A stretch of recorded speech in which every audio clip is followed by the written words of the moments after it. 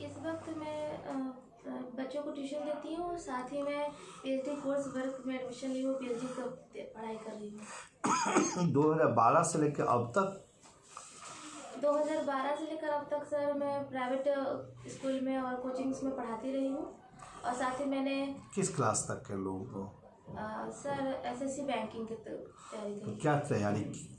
Sir उसमें मैं GS पढ़ाती रही हूँ। जीएस में कौन सा सब्जेक्ट? पॉलिटिकल साइंस, और साथ में और भी जीएस में पॉलिटिकल साइंस तो होता नहीं, पॉलिटी होता। पॉलिटी, हाँ सर पॉलिटी है। पढ़ाइए हम लोग को पॉलिटी, अब पहला क्लास है। नहीं, चलिए प्रस्तावना पहले बता दीजिए। चलिए सर ठीक है। प्रस्तावना सर संविधान किसी भी चीज़ की प्रस्तावना पूरा बोलिए। प्रस्तावना इंडियन कॉन्स्टिट्यूशन का प्रियम्बल आप हमें बताइए। प्रियम्बल बोलिए। प्रियम्बल बोलिए। हम भारत के लोग भारत को संपूर्ण प्रभुत्व संपन्न गणतंत्रात्मक सर मुझे भी थोड़ा पीछे और होइए, हाँ पीछे और होइए, हाँ सीधा इधर झुके मत, और पीछे होइए थोड़ा, हाँ अब सही हुए। सर इसका पूरा मुझे याद नहीं आ रहा, रिकॉल नहीं। भाई आप टीचर हैं, आपको तो ये सब याद रखना चाहिए। ठीक है, पढ़ाइए, संविधान पढ़ाइए। संविधान सर, संविधान पढ़ाने से पहले सर का है, हम स्टूडेंट हैं हम लोग, आप सर हैं, बोलिए। संविधान पढ़ाने से पहले मुझे समझना, आप लोगों को समझना जरूरी है कि संविधान होता क्या है, संविधान कहते किसको है। इसी तरह बैठ के पढ़ाइएगा। नहीं सर, खड़े होकर पढ़ाएंगे, इंटरव्यू दे इसलिए बैठी हुई थी।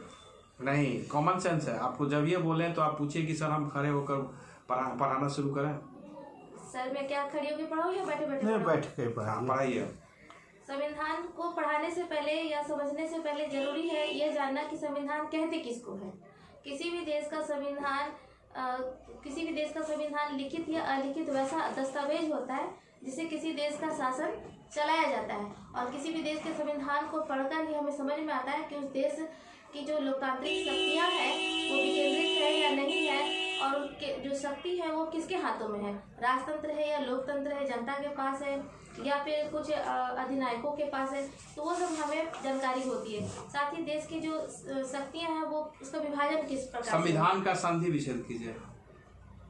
संविधान का संधि विच्छेद, सम जो विधान, विधान मतलब हो गया कानून, कानून का संग्रह कह सकते हैं। दुनिया में पहला कानून का संग्रह किसको माना जाता है? सबसे पहला तो माना जाता है अमेरिका के संविधान को ही सबसे। ये तो आधुनिक समय में, यदि दुनिया में पहली यदि माना जाए कि संविधान या कोड, संहिता, कानून का संग्रह, कानून का संग्रह पहला दुनिया में। सॉरी सर, मुझे इस बात। मुराबी का नाम सुना? मुराबी का नाम सुना? बेबीलोन का शासक। बेबीलोन का शासक। बेबीलोन का नाम आपने सुना कभी? हाँ, बेबीलोन का नाम। क्यों? बेबीलोन का नाम इस वक्त मैं रिकॉल नहीं कर पा रही सर। सिकंदर के कारण सुना?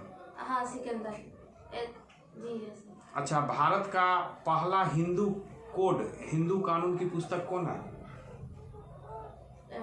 मुझे पहला तो याद नहीं है सर। तो कौन याद है? लेकिन ये कह सकते हैं कि 1954 में जो हिंदू कोड बिल अम्बेडकर लाया था, 1954 का हिंदू कोड बिल। याज्ञवल्क्य संहिता। मनुस्मृति का नाम सुना आपने? Yes sir, Manusmriti. यह पहला भारत में विधि विधान से संबंधित पुस्तक है। किस काल से संबंधित है? No sir. ऑनर्स आपका क्या है? Political science. सामाजिक समझौता सिद्धांत को समझाइए। सामाजिक समझौता सर, रूसो का जो था, तीनों ने सामाजिक समझौता सिद्धांत दिया। उन्होंने बताया कि राज्य का उदय किस प्रकार से हुआ था। तो हॉब्स का ये कहना था कि पहले पीछे होके आगे झुक जाता है। ये सर, हॉब्स का कहना था कि जो किस प्रकार से भय का माहौल था, और फिर किस प्रकार से भय से निकलने के लिए लेवियाथन का सिद्धांत लाए, जिससे फिर लेवियाथन को सारी शक्तियाँ दे दी गई और इस प्रकार से राज्य का निर्माण हुआ। वही लॉक और रूसो जो थे, उनका कहना था कि नहीं, एक नहीं दो समझौता हुआ।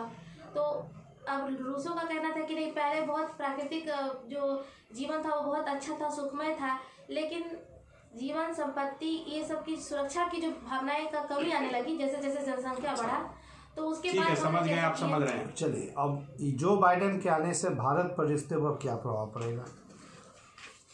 जो बाइडेन के आने से भारत के रिश्ते पर, जो पहले से अमेरिका और भारत का जो सामरिक और आर्थिक का जो संबंध रहा है वो ज्यों की त्यों ही बनी रहेगी, क्योंकि हिंद प्रशांत क्षेत्र में चीन के वर्चस्व को देखते हुए ऐसा कहा जा सकता है कि अमेरिका कभी भी भारत को डिनाई करके आगे नहीं बढ़ सकता, नेगलेक्ट नहीं कर सकता है, क्योंकि इस वक्त ग्लोबलाइजेशन के युग में भी खास करके अमेरिका को भारत की उतनी आवश्यकता है जितनी भारत को आवश्यकता है।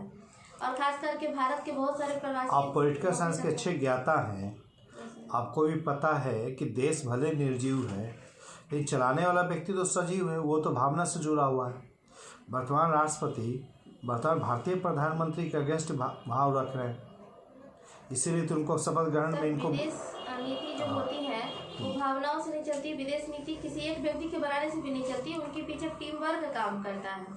और नहीं, कहीं ना कहीं प्रभाव तो पड़ता है। जो ट्रम्प आए तो कुछ विशेष हुआ, तो ट्रम्प के आने से कुछ विशेष हो सकता है कि उसके प्रति जैसे उनके बहुत सारी ऐसी चीजें जो नेगेटिव हो उसको नेगलेक्ट कर के आगे बढ़ जाते हैं, और कई बार नेगेटिव चीजों पर या कोई छोटी सी बातों पर उनकी आलोचना हो जाती है। विदेश नीति यानी बहुत कारकों से प्रभावित होती है, आपका कहना यह है। Yes sir. तो उसमें बताइए कि अमेरिका भारत के प्रति बेहतर